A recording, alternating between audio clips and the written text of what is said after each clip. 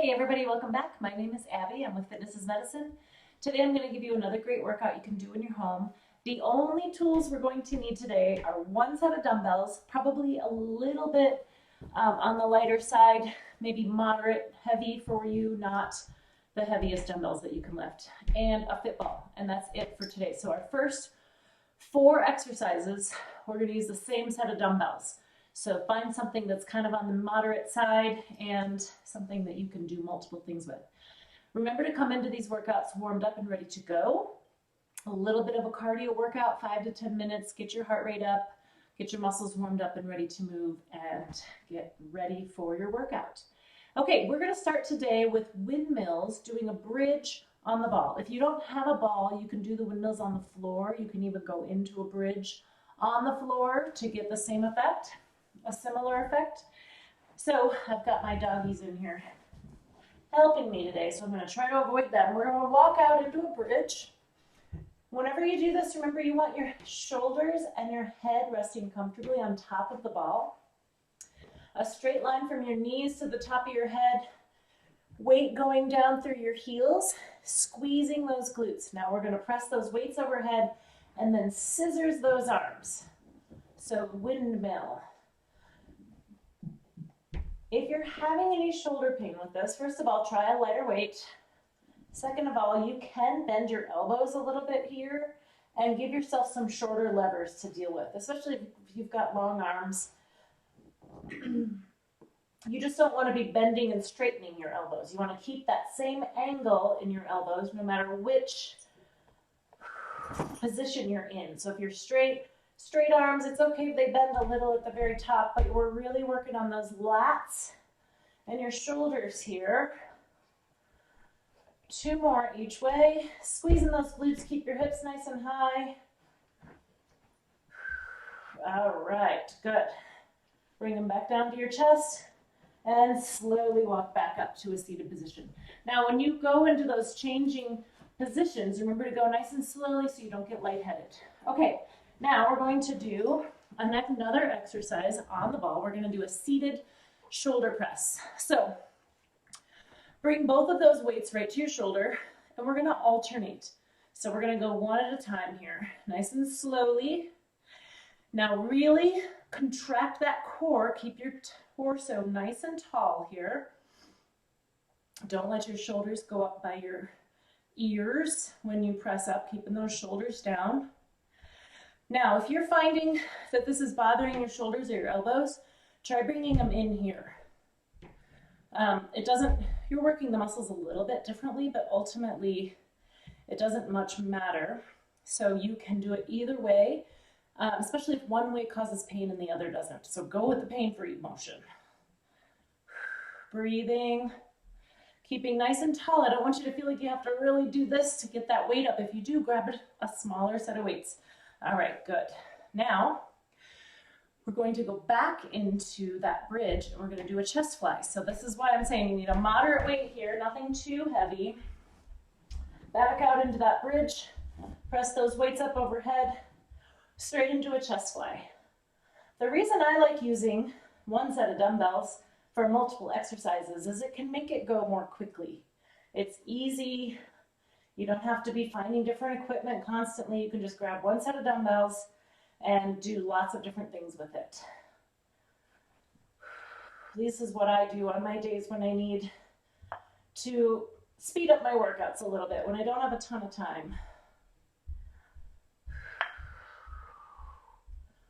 2 more.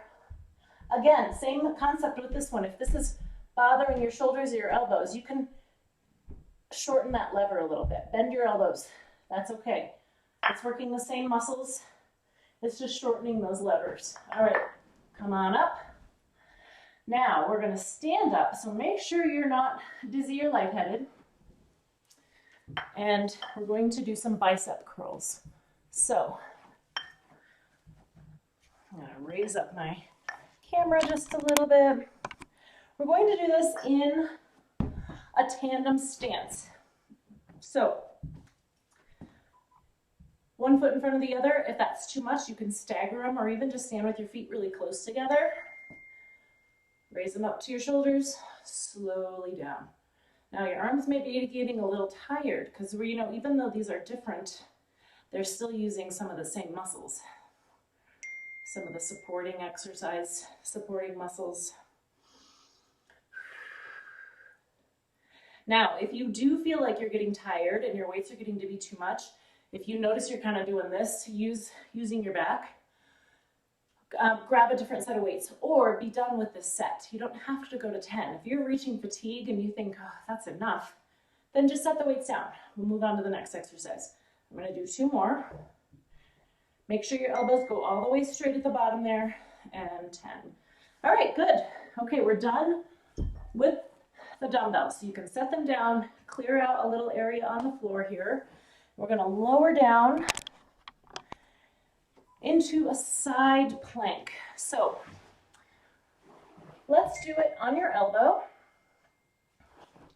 And when you go up into this, you can stack your feet. You can put one foot in front, or you can keep that bottom knee down.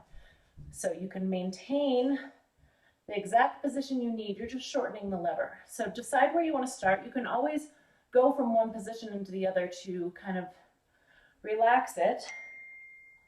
And so if you want to start trying it with your feet stacked, what you want to do is make sure your hips are stacked, your shoulders are stacked, and that elbow is tucked right underneath your shoulder. You don't want to be way out here. So you want to be tucked right underneath that shoulder. We're going to go for 30 seconds. Similarly, you're keeping your head in line here, so no looking down here. Keep that neck happy. Breathing. Now, if this is feeling like a lot, you can try putting that top foot in front. And then the next level is here. You just put that bottom knee down. Notice everything stays in the same line no matter where you are. And rest. Okay. Now we'll just do the other side. So you can turn around, really tuck that elbow in. You want it straight underneath your shoulder. It's the easiest on that joint. And then similarly, we'll start with your feet stacked. You want your hips stacked, your shoulders stacked, head in line. Let's go up. So, commonly, people will kind of curve forward here. Hi, Baloo. Good boy, you stay. If you start to get tired, again, you can put one foot in front. That gives you just a little bit more leverage. And then you can always put one foot down. Hi, Baloo. Baloo always likes to be part of the videos. Hi. Okay, that was 30. Good, now we're gonna stand up. So stand up slowly, no dizziness. Get to that half kneeling position and then stand up. Look at Tubby over here just taking a little nap. Baloo needs to play. Okay, so we're gonna do tightrope walking. Tubby's kind of in my way, but that's okay.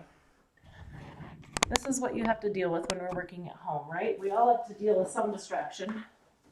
So we've done the tightrope walking in the past, where you either follow a line, like in your kitchen, like if you've got tile that you can follow one straight line, or along a hardwood floor is a good place to walk. If you don't have anything like that, you can just walk an imaginary line. I don't have one here, but we're just doing a heel-to-toe walking, just like you're walking on a balance board or a balance beam. Now, the slower you go, the more challenging this is. Also, if you feel like this is pretty easy, you can hold on to something or just use your hands. It doesn't matter. You don't necessarily have to be holding anything. And turn. Each time you take a step, turn towards that front foot. Now, if that feels easy, you can turn your head along with that object that you might be holding or along with your hands. And turn. One more time, I'll go back and forth. I'm turning my head and looking at that ball or that pillow, or even just your hands if you want to just put your hands out in front. To make this even more challenging, you could hold a medicine ball, but after all of that work we just did, I imagine that your arms would be getting pretty tired. So you can challenge yourself along any of those lines. Okay, So I would say walk back and forth for about a minute, and then go through these again. So you can go through these 1 to 2, maybe even 3 more times, and add some cardio in between if you really want to make it a good full workout. Always follow with a cool down and a stretch. Thank you, everybody. As always, please message me if you need any variations or alternatives. If you have any comments, you can leave them below or message me privately. Thank you so much. Have a great workout.